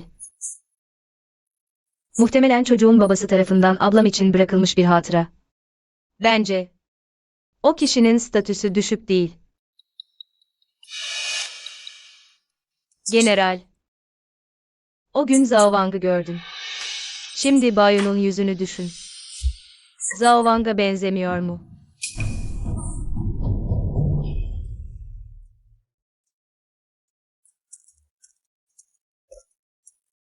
İlme ise Prens Hazretleri. Prens Hazretleri beni Zennan generalinin konağına gizlice yerleştirdi. Çok büyük bir şey duydum. Ne gibi? Gökyüzünden daha büyük. Zennan generalinin o çocuğu onun değil. Ablasının gayrimeşru çocuğu.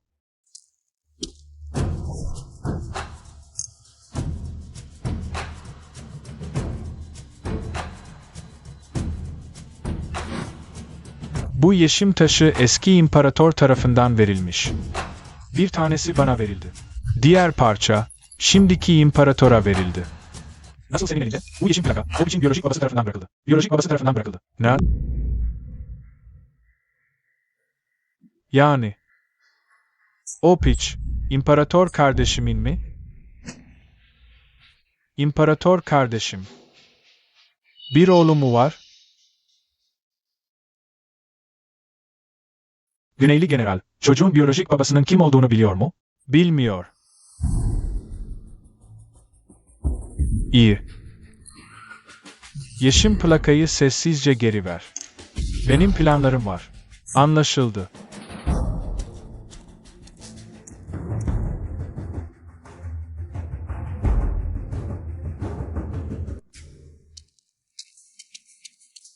Geçen günlerde bir yanlış anlaşılma oldu. Bugün özür dilemeye geldim. Zhao Wang acımasız ve kurnazdır. Asla kibar biri değildir. Bugün kesinlikle başka niyetleri var. Gelen iyi değil. Sadece bir yanlış anlaşılma. Prens, bu kadar nazik olmanıza gerek yok. Hangi aptal ölmek istiyor? Annemi rahatsız eden sen misin? Ben bu prens, sana iyi bir ders vereceğim. Bao'yu yaramazlık yapma. Küçük prensi hemen götürün. Dur.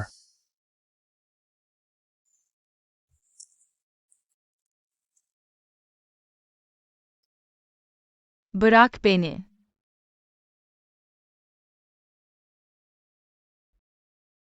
Sen Bayu'sun, değil mi?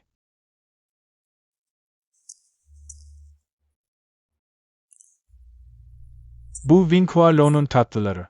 Senin için. İstemiyorum. Annemin yaptığı tatlılar en lezzetlisi. Gel buraya, küçük efendi. Çocuğu şımarttım. Lütfen beni affet, prens. Sorun değil. Bilmiyorum ama. Bu çocuk bana çok sevimli geldi. Gözüm tuttu. Beckel. Bu yeşim,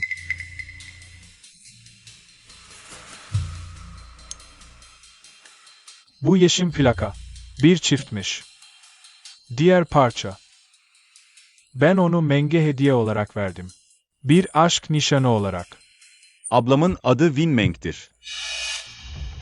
Ne dedin sen? Yıllardır Meng'i arıyorum. Hiç beklemiyordum. O, generalin konağında. Bana bir oğul da doğurdu.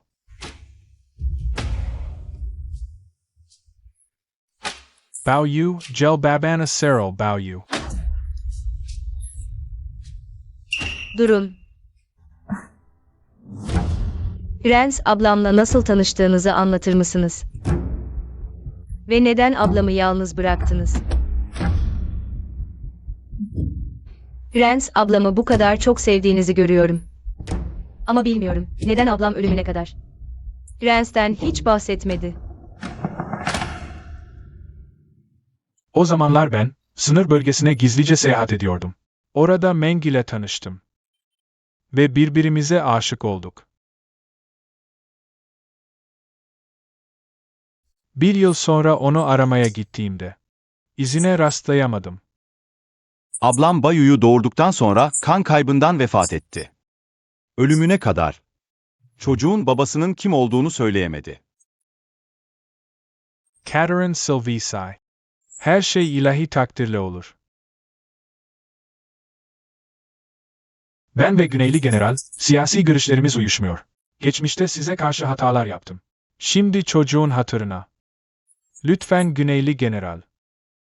Geçmişi unutalım. Zhao Wang, böyle yapmanıza gerek yok. Şu an benim hiç çocuğum yok. Bu çocuğu prensliğe götürüp büyütmeliyim. Lütfen anlayış gösterin. Bu olay çok ani oldu. Bao'yu muhtemelen sizinle gelmeyecek. Zhao Wang, Bayu'ya bu kadar değer veriyorsunuz. Umarım ona zorluk çıkarmazsınız. Tabii ki çıkarmam. Bana böyle oyun mu oynuyorsunuz? Bakın sizi nasıl. Susturuyorum. Vitalaceyorum.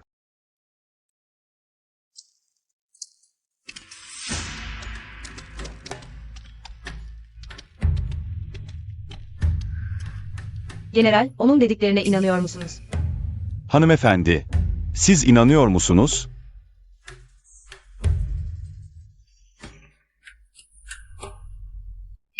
Dikkat et, kayma. Bao'yu dikkat et. Prens geldi. Bayu'yu eve götürmeye geldim. Prens. Çocuk daha çok küçük, muhtemelen. Biliyorum. Bu yüzden çocuğa bakması için özel birini getirdim. Kesinlikle generalin hanımından daha iyi bakacaktır. Hanımefendi, selamlar. Sensin.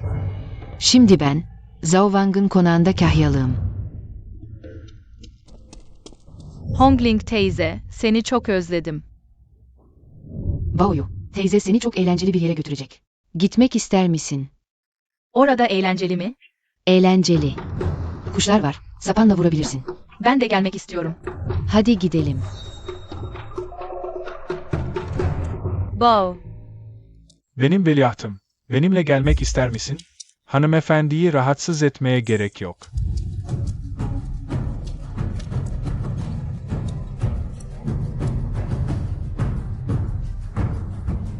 Balık ağa düştü. Kuş istiyorum. Biraz sessiz olabilir misin? Düzgün dur. Neden bu kadar geç geldin? Hangi? Bu tatlıyı yapmak biraz zaman alıyor. Bir ısırıkta bu lanet şey 7 delikten kan akıtacak. Anında ölecek. Sonra suçu Zennan generalin konağına atacağız.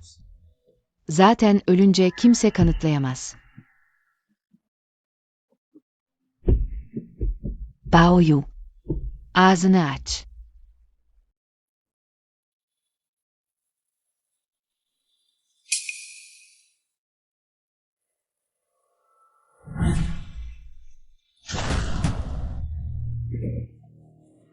Kim?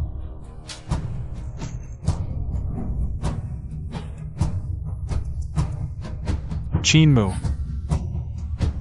Ben önceki imparatorun oğluyum. Kraliyet kanı taşıyorum. İsyan mı çıkarıyorsun? Senin gibi küçük bir çocuğu bile affetmeyen biri. Neden isyan etmeyelim ki? Sen. İmparator. Winmu evime girdi ve beni böyle yaraladı. Lütfen kardeşim, benim için adalet sağla. Eğer müdahale etmeseydim, Bao'yu şimdi senin elinde olurdu. Yalan stiliyorsun. Majesteleri, kanıtımız var.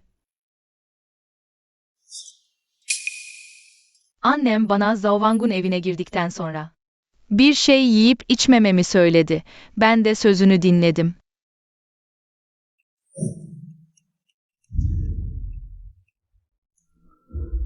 Gümüş iğne karardı. Bu tatlı zehirli. Zhao Wang. Bu. Kardeşim neden böyle olduğunu bilmiyorum. Bu Hongling. Aslında generalin konağından biri. Kesinlikle generalin konağındaki bazı kişiler. Bana iftira attı. Lütfen imparator adalet sağlasın. Eğer Zhao Wang doğruyu söylemezse, hemen Hongling'i sorguya çekeceğim. Doğruyu söylememesi imkansız. Benimle ilgisi yok. Hepsi Zhao Wang'in. Beni zorladı. Ağabey, benim için adalet sağlamalısın. Bu benim öz oğlum. Nasıl ona zarar verebilirim? Öz çocuk mu? Sanmıyorum. Bu vade parçası nasıl senin elinde? Sen bizim eşyalarımızı çalabiliyorsun da biz geri çalamayız mı? Evimize yerleştirdiğin casuslar çoktan yakalandı. İyi ya. Demek ki bu sizin planınızmış.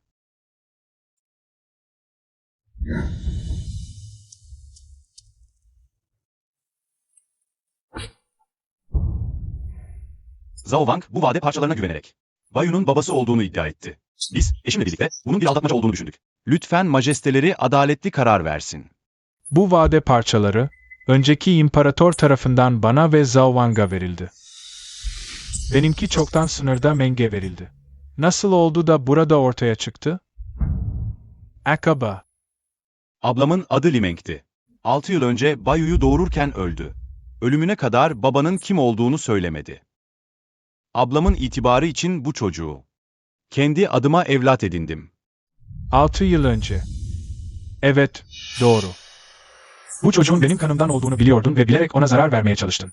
Benim soyumu kesmek ve tahtı ele geçirmek istedin. Muhafızlar, Zhao Wang'ı götürün.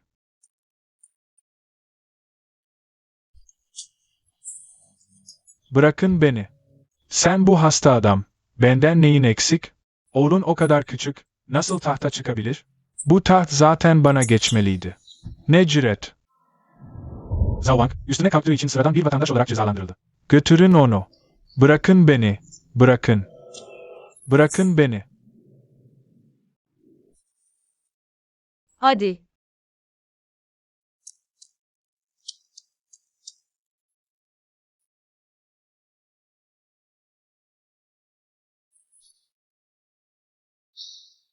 Artık Zhao Wang'ın komplosu ortaya çıktı. Bayu'nun kimliği de netleşti. Bu hayatta ben ve Winmu mutlu bir ömür süreceğiz.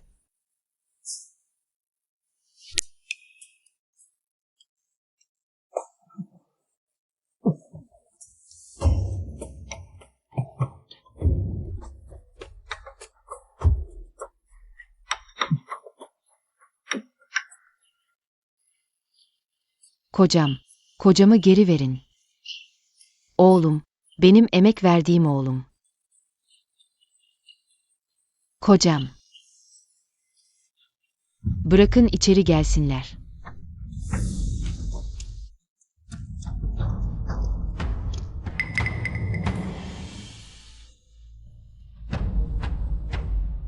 Nöküre. Prensesin önünde neden diz çökmüyorsunuz? Kim benim prenses evime girmeye cesaret eder? Prenses Hazretleri, ben Liang Bingwen'in eziyim. O sizin tarafınızdan eve getirildi ve şimdiye kadar hiç haber alınamadı. Artık başka çarem kalmadı. Onu serbest bırakmanız için size yalvarıyorum. Büyük Prenses, Bingwen'e göz koydu. Bu onun şerefi. Ancak ben yaşlı ve hasta biriyim. Ona ihtiyacım var. Büyük Prenses, lütfen beni Prenses Sarayı'na alın, oğlumla bir araya geleyim. O şu bilgin mi? Bu prenses, onun biraz yakışıklı olduğunu düşünüyor. Onu sarayıma alacağım. Oğlum gerçekten yakışıklı. Ama ne yazık ki, işe yaramaz birisi. Yalan söylüyorsun.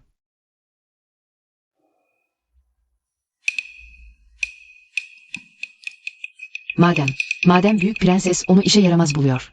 Onu bana geri verin. Her ne kadar işe yaramaz olsa da, bu prenses. Onun biraz yeteneği olduğunu düşünüyor. Ona bir iş vereceğim. Madem götürmek istiyorsunuz, alın götürün.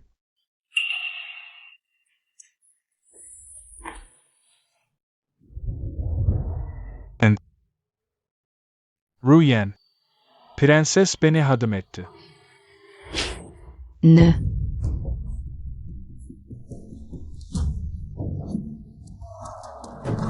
Oğlumu hadım mı ettirdin? Bu, Liang ailesinin soyunu kurutmak demek. Seninle savaşacağım.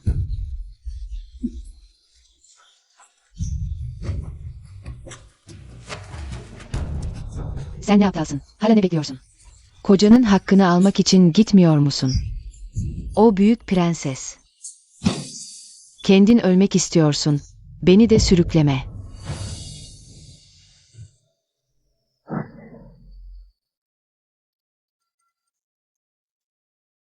Zen. Seni aptal. Ben. Kasıtlı yapmadım.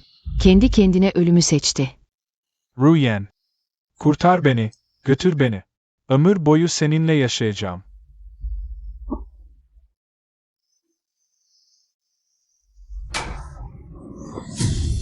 Kocam birinci olan bilgin. Hadım değil. Boşanıyorum, boşanıyorum. Siz ikiniz defolun. Beni rahat bırakın. Gitme. Karımsın, gitme. Bingwen, Anemi Kurta. Gürültü yapmayın. Hepsini dışarı atın.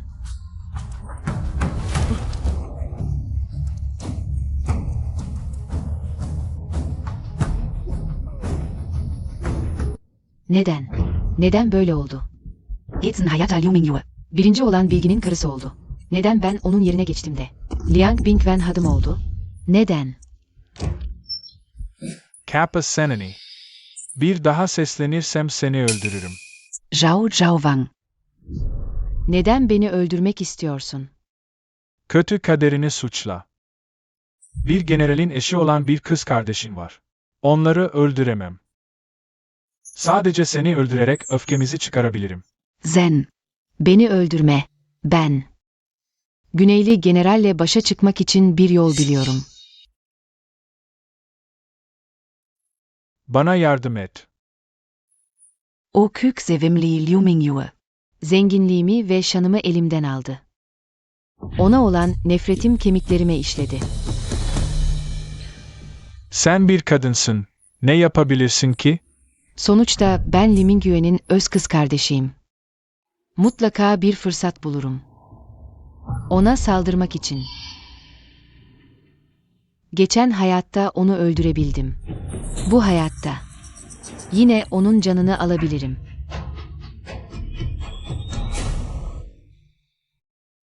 Bugün hava gerçekten güzel. Daha sık dışarı çıkmalıyız. Kardeşim, sonunda geldin. 1 dakika daha geç kalsaydın. Babamızın son anlarını göremezdin. Babam neden aniden hastalandı? Hizmetkarlar dedi ki, babam birkaç gün önce soğuk algınlığına yakalanmış. Zamanında tedavi edilememiş. Birden yatağa düşmüş. Kardeşim, hadi onu görmeye gidelim. General, hasta odası kırlı ve sadece babam var. General gitmesen iyi olur. Peki, ben hemen dönerim.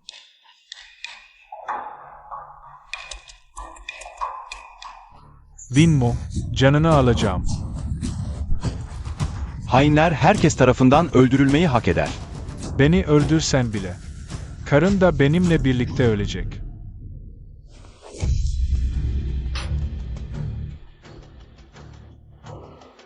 Karım senin düşündüğün kadar zayıf değil.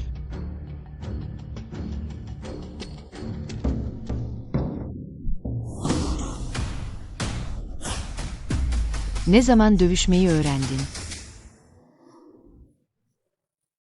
Eğer biri sana böyle saldırırsa nasıl karşılık verirsin?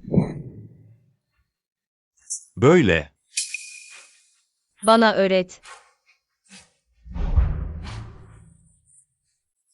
Geçen hayatta.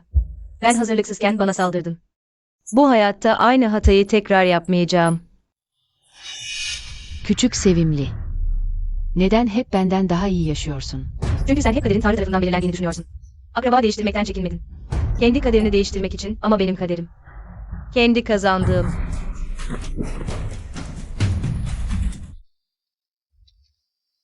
Liu Mingyue, Seni Doland erzäh. Tatlım. General. Ben senin eşinim. General. General. O yeniden doğmuş biri.